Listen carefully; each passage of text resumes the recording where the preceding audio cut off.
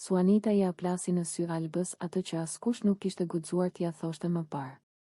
Ishte një pasdite e rënë pranvere, nga ato ditë kur qielli duket sikur është ulur shumë poshtë dhe frymëmarrja të bëhet e ngushtë. Në kafenen e vogël pranë liçenit, tavolinat ishin pothuajse bosh. Vetëm shurma e lugëve që përplaseshin me filxhanët dhe era e kafes së djegur mbushnin hapësirën.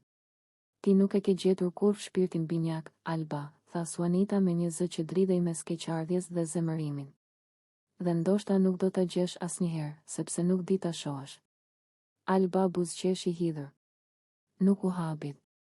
Njerëzit gjithmonë mendonin se e njihnin më mirë se ajo veten. Por fjalët e Suanitës e prekën thellë, si një gur i hedhur në ujë të qetë. E çfarë është shpirti binjak, sipas teje? Pyeti ajo me qetësi. Një njeri që na duron tekat? Apo dikush që na shpëton nga vetmia? Suanita heshti për pak. E njihte Albën që nga fëmijëria, që nga koha kur ëndrat e tyre ishin të thjeshta, të rriteshin, të dashuronin, të bëheshin gra të lumtura. Por jeta nuk i pyet kurrë fëmijët për planet e tyre. Kujtimet e një rruge të gjallë. Alba ishte rritur në një shtëpi ku heshtja fliste më shumë se fjalët. Baba i saj ishte njeri i mirë, por i mbyllur si një derë e vjetër druri që nuk hapet kurrë plotësisht. Nëna, nga ana tjetër, jetonte me ëndra të paralizuara dhe me një trishtim të butë në sy. Nga ata të dy, Alba kishte mësuar se dashuria është diçka që nuk thuhet, vetëm durohet. Kur njohu Limin, mendoi se më në fund e kishte thyer atë rreth të heshtjes. Ai ishte i zhurmshëm, plot plane, me të qeshurën që mbushte dhomën. Për herë të parë Alba ndjeu se dikush e shite vërtet. Por Limi nuk ishte shpirt binjak. Ishte thjesht një pasqyrë ku Alba donte të shite versionin e vet më të bukur. Ai e donte me kusht, sa herë që ajo bëhej pak më e qetë, pak më e vërtet, dashuria e tij tërhiqej si deti në batiz. Ti je shumë e vështirë, i thoshte shpesh. Ti kërkon shumë, i përsëriste. Dhe Alba filloi të besonte se ndoshta kishte diçka të prishur brenda saj. Biseda që ndezi i plagët. Atë pasdite në kafene, Suanita vazhdonte ta vështronte me një dhëmshuri që e nervozonte. Unë të kam parë si e doje Limin, tha ajo. Por ti nuk doje atë. Doje idenë e të mos qenit vetëm. Dhe ti çfarë di për vetmin time? Ja ktheu Alba.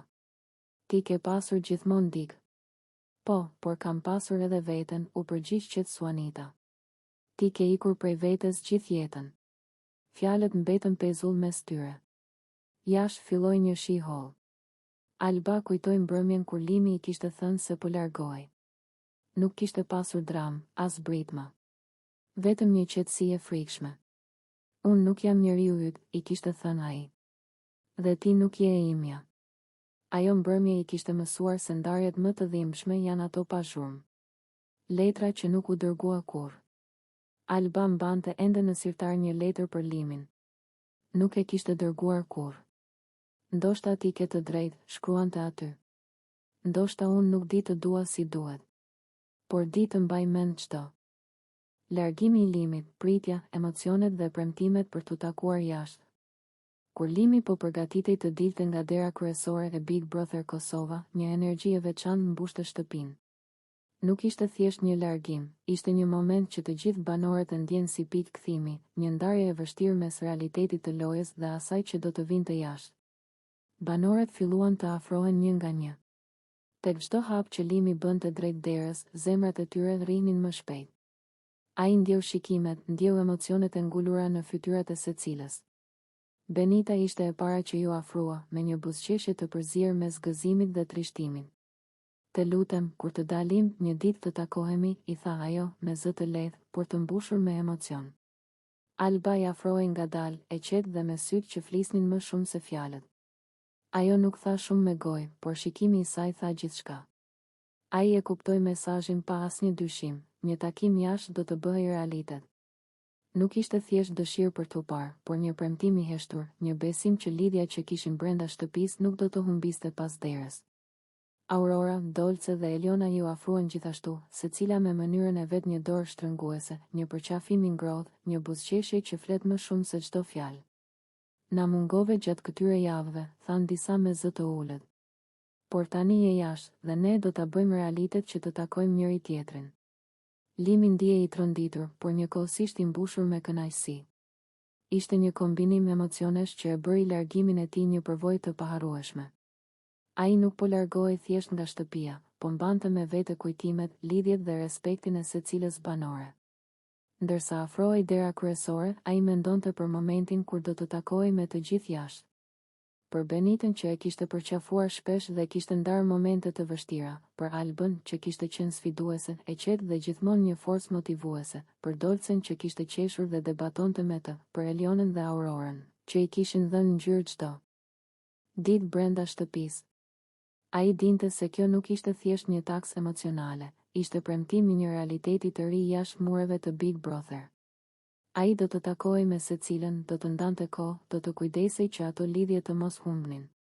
Dhe sidomos, Alba, që e kishte pritur gjithmonë me qetësi dhe me një shikim kuptim plot, do të ishte pjesë e këtij udhëtimi jashtë.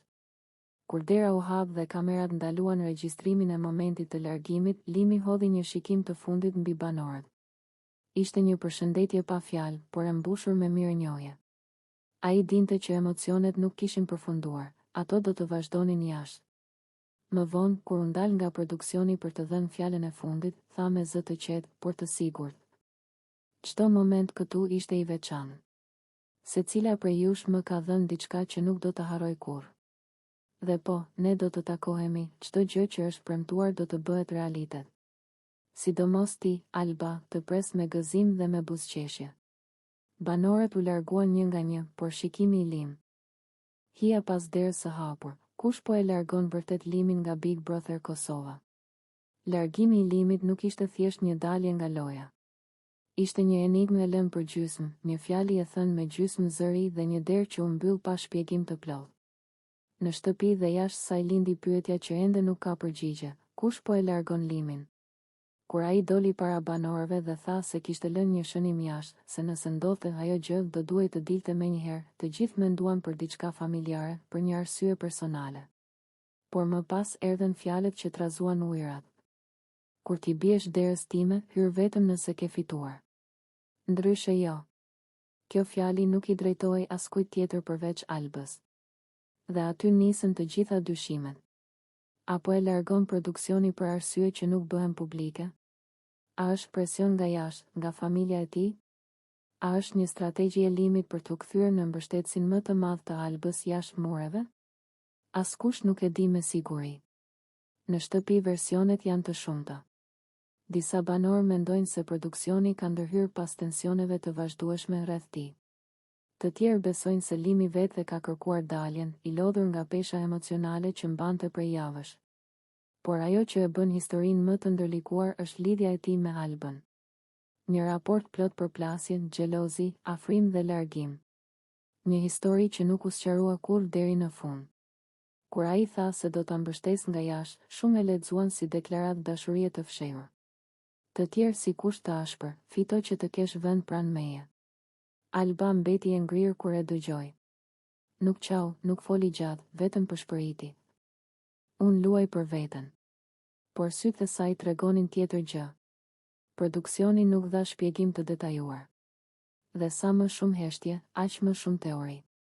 Në rrjetet sociale u krijuan dy kampe: ata që besojnë se Limi u shtyr të largohej dhe ata që mendojnë se po ndërton një strategji të madhe jashtë për ta bërë Albën fituese. Fjalët e tij tingëllonin si amanet: "Do të jem jashtë duke të parë. Por dua të vish fituese." A është kjo dashuri apo kontroll? Mbështetje apo kusht? Disa banorë komentuan hapur. Lëndrimi tha se Limi po bën lojë edhe nga jashtë. Benita mendon se pas largimit fshihet një hall real që nuk lidhet me formatin. Hygerta tha se e vërteta do dalë vonë. Ndërsa Alba mbeti në mes të kësaj stuhje. Çdo hap i saj tani shihet në hijen e Limit. Çdo nominim, çdo debat, çdo buzëqeshje lidhet me pyetjen: apo luan për vete apo për premtimin ndaj tij? Nata kur ai doli nga dera kryesore dukej si sken filmi. U kthye edhe një herë dhe tha: "Mos harroni kush jeni." Por syt i kishte vetëm te Alba. Mbase ai po largohet për ta mbrojtur nga vetja e tij. Mbase po ikën për t'i hapur rrugë. Ose mbase po ndërton kapitullin e dytë të historisë jashtë kamerave. E vërteta mbetet pezull. Big Brother ka parë shumë largime, por pak kaq të paqarta. Limi nuk la pas vetëm valixhen, la një pikpyetje të madhe që rëndon mbi lojën. A do ta ndryshoj kjo rrugëtimin e Albës? A do të kthehet ai në Z?